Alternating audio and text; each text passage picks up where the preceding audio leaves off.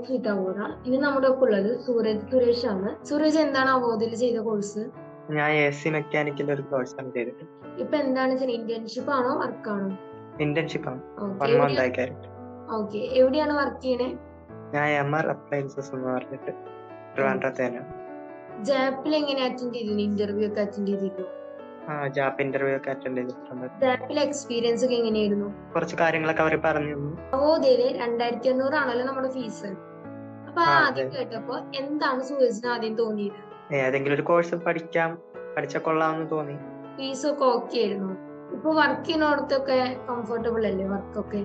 വർക്കൊക്കെ ഓക്കെയാണ്. അവോധയില് പഠിച്ചൊരു എക്സ്പീരിയൻസ് വെച്ച് പറയുകയാണെങ്കിൽ എന്തായിരിക്കും എക്സ്പീരിയൻസ് ഷെയർ ചെയ്യുകയാണെങ്കിൽ എങ്ങനെയായിരിക്കും? നല്ല ക്ലാസ് ആണ്. അപ്പോ ഇത്രയും നേരം ഞങ്ങൾക്ക് വേണ്ടി സ്പെൻഡ് ചെയ്തതിന് Suresh thank you for joining career talks with അവോധ.